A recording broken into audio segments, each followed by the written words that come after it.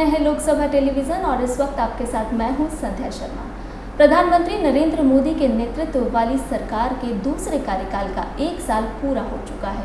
इस 1 साल में सरकार के सामने कई सारी चुनौतियां भी रहीं, लेकिन कई उपलब्धियां भी सरकार ने अपने खाते में जोड़ी। किस तरह की चुनौतियां रहीं, किस तरह की उपलब्धियां रहीं, इस पर तो हम बात करेंगे ही साथ कोविड-19 का कहर भी इस देश में बरपा, जिससे कैसे सरकार और उनकी टीम ने सामना किया और अभी भी कर रही है। इन तमाम बिंदुओं पर बातचीत करने के लिए हमारे साथ मौजूद हैं केंद्रीय संस्कृति एवं पर्यटन मंत्री प्रहलाद सिंह पटेल जी। आइए उनसे बात करते हैं। सर, बहुत बहुत स्वागत है आपका लोकसभा टेलीविज़न में। सर, आपसे सबसे पहले तो बहुत सारी बधाइयाँ आपको कि दूसरे कार्यकाल का 1 वर्ष सरकार पूरा कर चुकी है। आपसे जानना चाहेंगे कि इस 1 साल की यात्रा को, इस 1 साल के सफ़र को आप कैसे देखते हैं? मुझे लगता है कि जब आदरणीय नरेंद्र मोदी जी का दूसरा कार्यकाल शुरू हुआ तो भारतीय लोकतंत्र में वो परिणाम अपने आप में वैसे भी एक रिकॉर्ड वाले परिणाम हैं। आज़ादी से लेकर तो जितने भी चुनाव हुए, उन चुनाव में जिस प्रकार से जनता का समर्थन मिला, नीतियों को और नेतृत्व को, दोनों को जिस प्रकार से मुखरता के साथ समर्थन मिला था, वही अपने आप में बड़ा ऐतिहासिक था। लेकिन 19 और 20 का ये जो वर्ष है, तो मैं सिर्फ इतना ही कहूँगा, जो मेरी अपनी मान्यता है कि जब भी कुछ अप्राकृतिक दुनिया में घटता है तो उससे स्वाभाविक है कि परेशानियाँ होना स्वाभाविक है। लेकिन मैं ये मानता हूँ कि हर जिम्मेदार व्यक्ति की परीक्षा का कालखंड है, खासकर नेतृत्व का। और इसलिए मैं ये मानता हूँ कि 2020 जब भी इतिहास लिखा जाएगा तो ये वर्ष अपने आप में एक महत्वपूर्ण वर्ष होगा। और उस महत्वपूर्ण वर्ष में देश का नेतृत्व आदरणीय प्रधानमंत्री कर रहे हैं। और मैं सिर्फ 2-3 बातें ही कहता हूँ कि दुनिया में भारत जिस मुकाम पर पहुँचा है पिछले 5 वर्षों में, इस पहले कालखंड में, लेकिन इस कालखंड के दौरान जब कोरोना की महामारी यहाँ पर थी, इसमें दुनिया में जो नेतृत्व है, देश के भीतर तो सर्वमान्य नेतृत्व है ही, लेकिन दुनिया में भी उसने अपनी साख बनाई है। लेकिन उससे इतर हम ज़रूरतमंद हैं, स्वास्थ्य की सुविधाएं कम हैं, आबादी का घनत्व ज़्यादा है, लेकिन उस सब के बावजूद भी परोपकार का भाव इतना प्रबल है वसुधैव कुटुंबकम का कि हमने 100 से ज़्यादा, मतलब 200 के आसपास पहुंचने वाली संख्या को, उन देशों को हमने औषधियों को मदद की, उसमें अमेरिका भी है। तो हमने ज़रूरतमंद को भी की, ताकतवर को भी की। हम ज़रूरतमंद रहते हुए भी हमने दूसरे की मदद की। ये बड़ा संदेश भारतीय संस्कृति का दुनिया में गया है। हमारी चिकित्सा पद्धति और हमारी जीवन शैली, इसकी मान्यता और विश्वास दुनिया में बढ़ा। ये जो ऐसे कंपोनेंट हैं जो इतिहास में इसका ज़रूर मूल्यांकन होगा, और ये भारत के अगले आने वाले समय में हमारी संस्कृति और हमारे पर्यटन पर निश्चित रूप से सकारात्मक प्रभाव डालेंगे। और इसलिए मैं ये मानता हूँ कि ये वर्ष बहुत महत्वपूर्ण वर्ष है।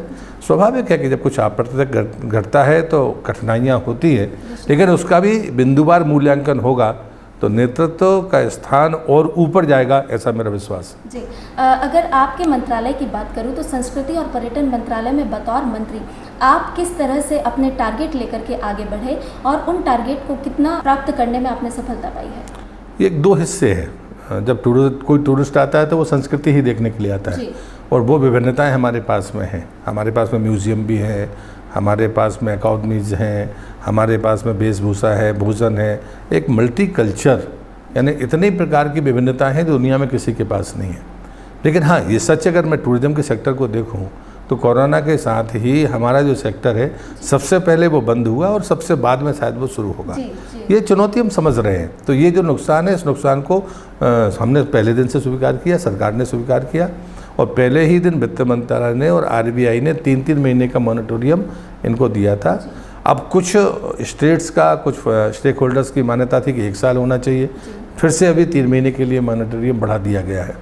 और जो जिस प्रकार से 20 लाख करोड़ का पैकेज दिया है, उसमें MSME की अगर मैं बात करूं, जिसमें हमारा होटल इंडस्ट्री आता है, हमारे टूर एंड ट्रेवल्स की कंपनीज आती हैं, उनको निश्चित रूप से एक बड़ा पैकेज है। हाँ, उसमें कल जब मुझे स्टेक होल्डर्स मिले थे तो उन्होंने अपनी बात कही थी, तो कोई बैंकों में नियमों को लेकर कोई अगर अड़चन आएगी तो सरकार हर समय 1 महीने में 3-3 बार उसे निर्देश देने में हिचकिचाहट नहीं की है। इसलिए मैंने पहले ही आपसे कहा ना कि ये वर्ष याद रखा जाएगा कि हम कितने जल्दी कितने बड़े फैसले करते हैं।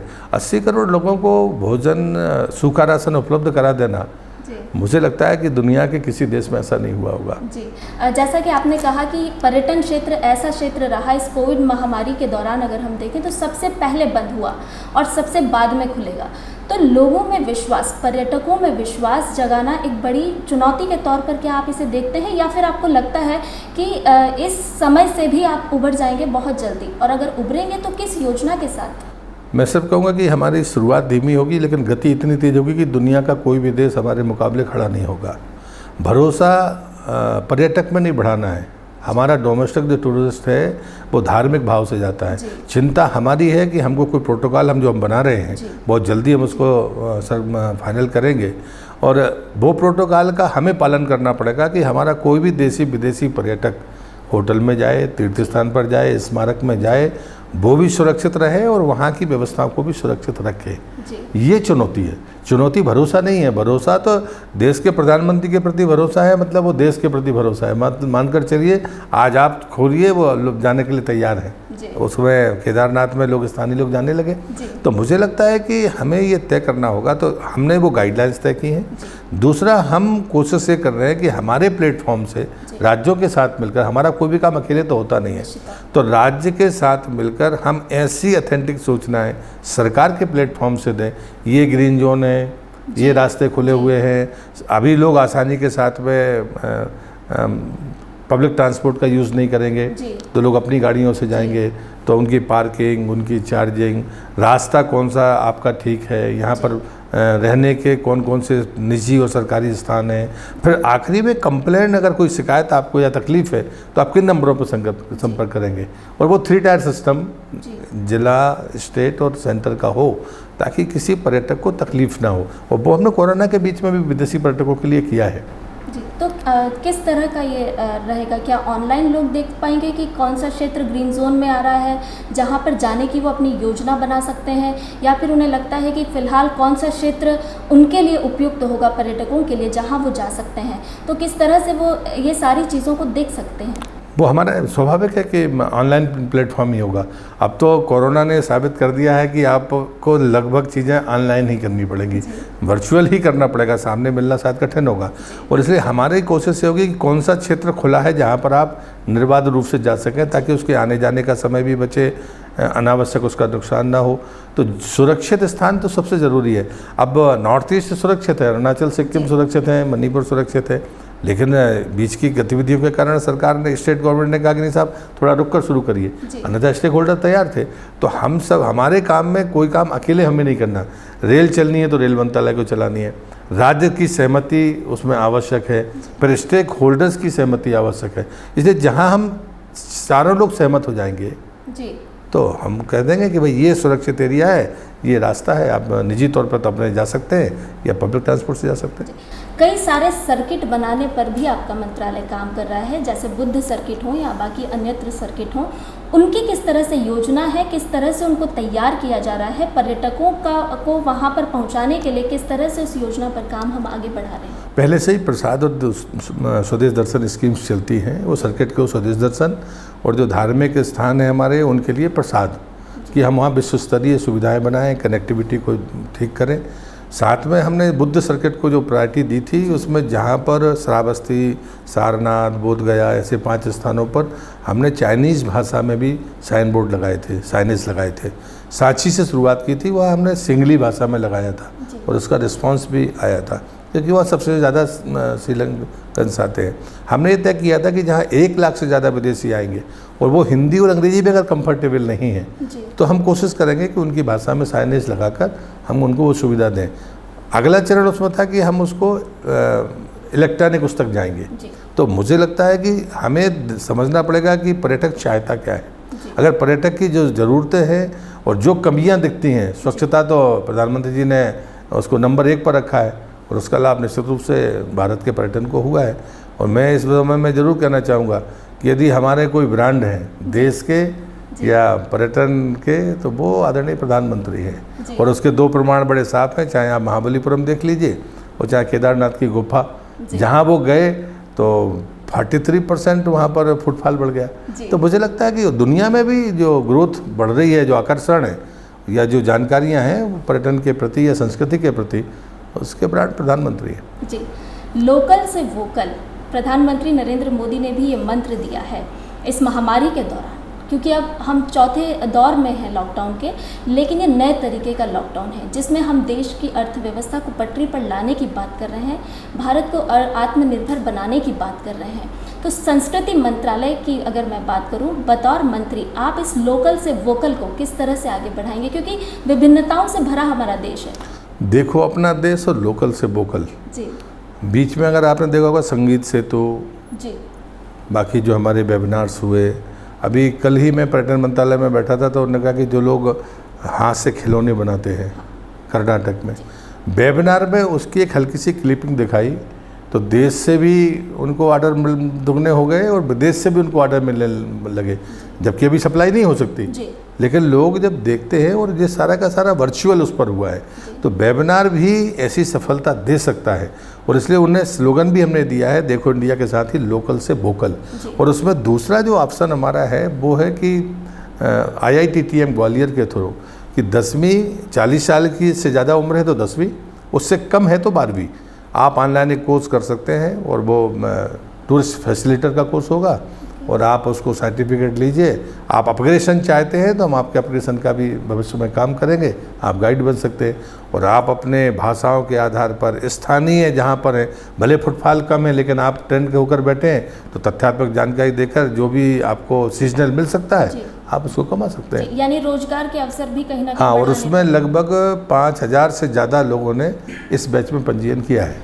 अच्छा, इसका क्या प्रोसेस है पंजीयन कराने का, किस तरह से? ऑनलाइन है, वो भी ऑनलाइन है। आप, मैंने एजुकेशन का वो बताया आपको, ऑनलाइन आप कर सकते हैं। उसमें बहुत सारे लोगों को हमने छूट भी दी है, SC ST जो आकांक्षी ज़िले हैं हमारे, उनके लोगों को छूट दी है। बाकी उसमें 2000 रुपया है। और जो पुराने गाइड्स हैं उनको रिफ्रेशर कोर्स के लिए भी हमने आमंत्रित किया है कि आप इसको करिए ताकि हम उनको मोनो दे सकें। तो ये एक अच्छी कोशिश है। सितंबर में पहला बैच निकलेगा और ये कंटिन्यू तेज़ी के साथ में चलेगा, क्योंकि ये सच है कि गाइड्स के सामने समस्याएं आई हैं, लेकिन हमको ये भी तय करना पड़ेगा कि गाइड्स परफेक्ट हो, उनकी जानकारी तथ्यात्मक हो, वो कहानियों के आधार पर नहीं बल्कि तथ्य के आधार पर पर्यटक को बताएं, ताकि वो कहीं भी जानकारी ले तो उसको लगे कि नहीं ये जानकारी सही है। जी, जैसा आपने कहा अभी कि लोग जो है वो रोजगार प्रेरक बन सकते हैं इसके तहत, लेकिन अभी कोविड-19 के दौरान पर्यटन क्षेत्र जब प्रभावित हुआ तो केवल पर्यटन ही नहीं, इससे जुड़े हुए कई सारे रोजगार प्रभावित हुए, जिसमें गाइड भी आते हैं, ट्रांसपोर्टेशन भी आता है, होटल भी आता है, हॉस्पिटलिटी भी आती है, बहुत सारे क्षेत्र जुड़े हैं। ये प्रभावित जो हुए हैं, या कहें कि कुछ समय के लिए घर बैठ गए ये लोग, क्या इन्हें अब वापस से रोजगार मुहैया कराने के लिए या भविष्य में इस तरह से कोई संकट आता है तो उन्हें किस तरह से हम आर्थिक तौर पर मदद कर सकते हैं, क्या इसके लिए कोई योजना बनाई है? मुझे लगता है कि कुछ चीज़ें कमजोरियाँ निकल कर भी बाहर आई हैं जी। और भारत सरकार ने हर महीने पर उस पर अंकुश भी रखा कि कैसे हम उनको चीज़ों को जोड़ना। जो मैंने आपको MSME की बात बताई कि भाई वो कैसे हो सकता है, उनमें कोई नियमों की ज़रूरत पड़ेगी तो सरकार सकारात्मक रही है हमेशा। हमने नुकसान को स्वीकार किया है तो स्वाभाविक है कि उसकी भरपाई के बारे में सरकार सोचेगी। और इसलिए स्टेप बाय स्टेप हमने कि भाई गाइड्स को कैसे करना। अब बड़ी समस्या ये थी कि गाइड्स को कैसे आइडेंटिफाई करें, उनको कोई पंजीयन ही नहीं था। तो पंजीयन ना कराना भी ये दोनों पक्ष हैं कि आप किसी को दोगे, मदद करना चाहोगे तो किस आधार क्या होगा आपके पास में। तो ये चुनौतियाँ भी सामने आई हैं और हमने उनके एसोसिएशन से कहा है कि आप अपनी सूची को यहाँ पर इनलोड कराइए ताकि भविष्य में हम कोई कार्पस बनाने के बारे में सोचें। कुछ शेयर वो दें, कुछ हम दें, कुछ बाकी राज्य सरकार दे। और ऐसी परिस्थितियों के लिए हमें कार्पस बनाना होगा, लेकिन सब कुछ सरकार के भरोसे छोड़कर चलना ठीक नहीं होगा। लेकिन किसको मदद देनी, ये बड़ा प्रश्न इस दौरान निकला है। अब लोग भले उसके बारे में जो भी कहें, लेकिन सच्चाई ये है कि आपके पास में कोई सूची ही नहीं है कि आप किसको मदद करेंगे। जी, अगर बतौर सांसद आपके बारे में जानना चाहूँ तो इस महामारी के दौरान आपके क्षेत्र में किस तरह से लोगों की मदद की गई, किस तरह से आपने सेवा कार्य में योगदान दिया? मुझे लगता है कि बुंदेलखंड से सब परिचित हैं। मेरे ज़िले में लगभग लोकसभा क्षेत्र में 67,000 के आसपास प्रवासी मजदूर वापस आया, लेकिन बहुत लंबे समय तक हम ग्रीन बने रहे, हमारे पास में कोई पेशेंट नहीं था। लेकिन बाद में अभी पिछले 15 दिन से जो लोग बाहर से आए उसमें से कुछ लोग में वो शिकायत मिली, लेकिन वो सारे के सारे समय के साथ निगेटिव होते जा रहे हैं। बुंदेलखंड में प्रवासी मजदूरों की बड़ी समस्या है, लेकिन बीच के कुल 3 दिन ऐसे थे जब लॉकडाउन बीच में खुला था और मजदूर बड़ी तेज़ी के साथ आए थे। तब ऐसे भी दिन थे जब 9,000, 8,000, 10,000 पर डे ज़िले में आते थे, तो उनके भोजन का प्रबंध, अगले ज़िले में किसी में जाना, उनको पहुंचाना, ये 3-4 दिन एक बड़ा ट्रैफिक था। हमने सैनिटाइज करने का काम मैंने खुद ने शुरू किया, जहाँ पॉजिटिव होते तो मैंने जबलपुर में किया, मेरी कॉन्स्टिट्यूंसी नहीं है, लेकिन मैं दोनों मेडिकल कॉलेज में जबलपुर में, सागर में भी गया, मैंने अपनी कॉन्स्टिट्यूंसी में भी किया, हमारी सारी असेंबली कॉन्स्टिट्यूंसीज में भी मैं गया।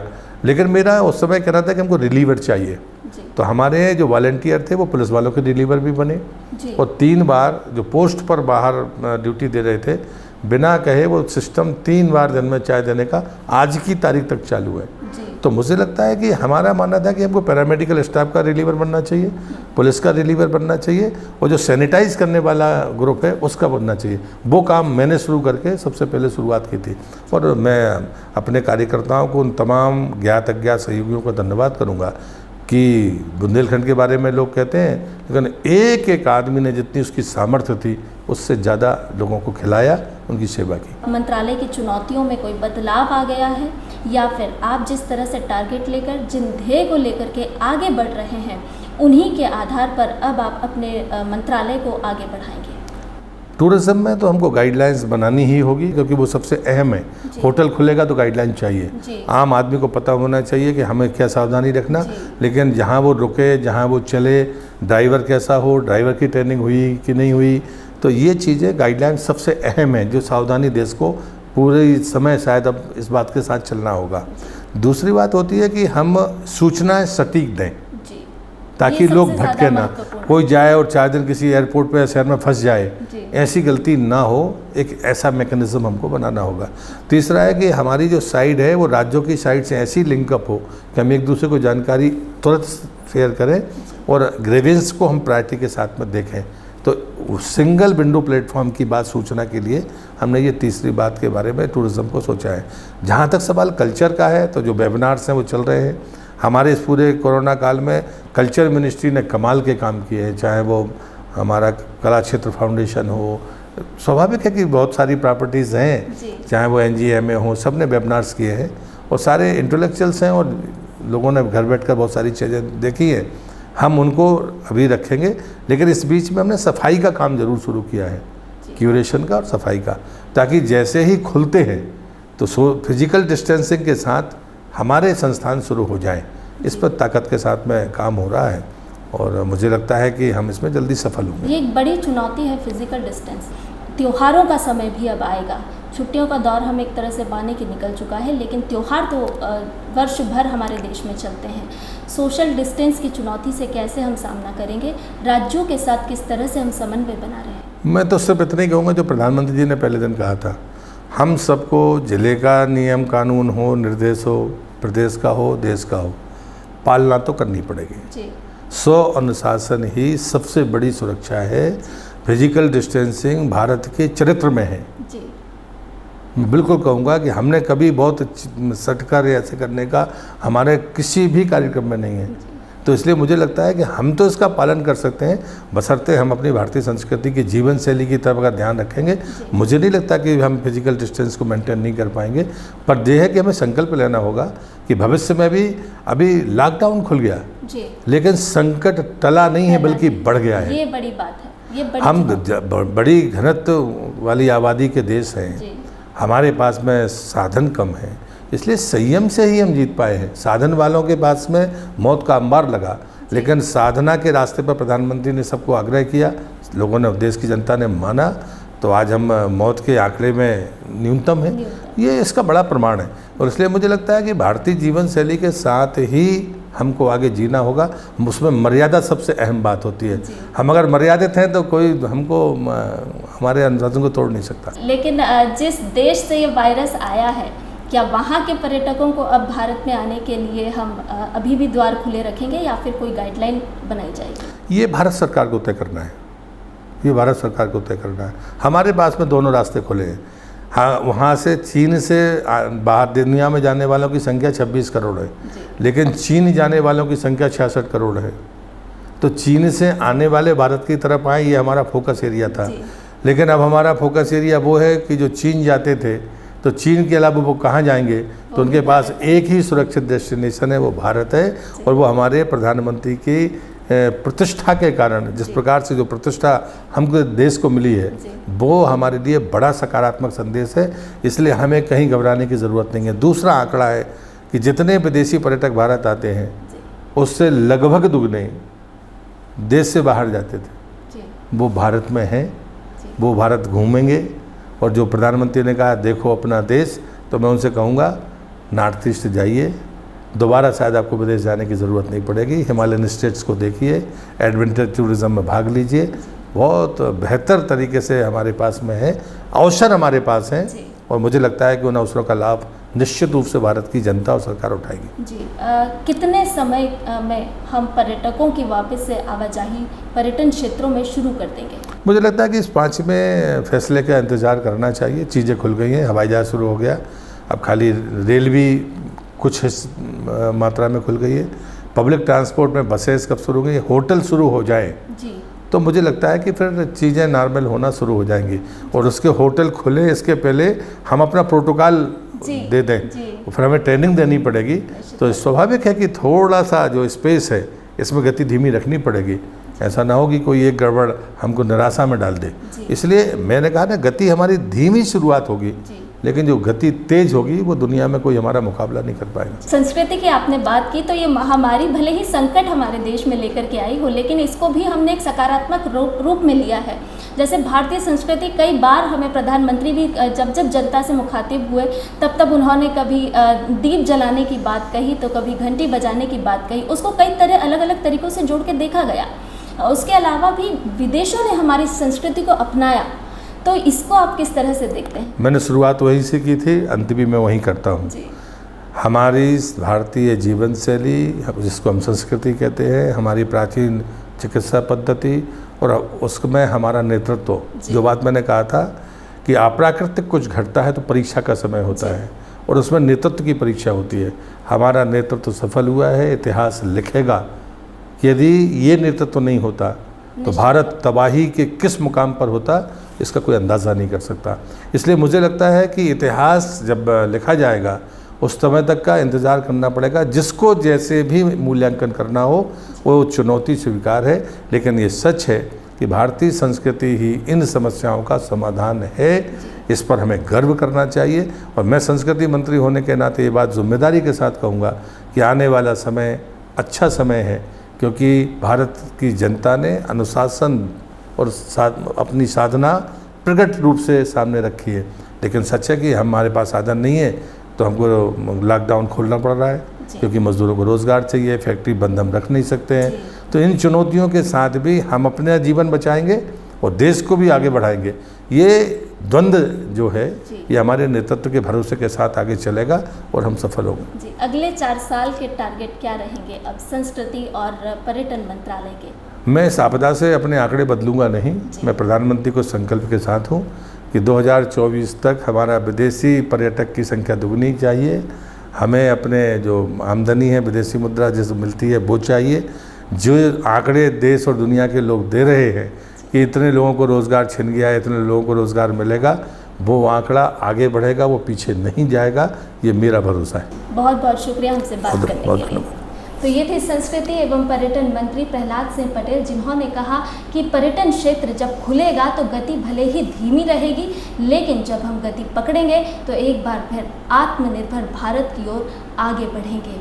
लोकसभा टीवी में फिलहाल इतना ही। नमस्कार।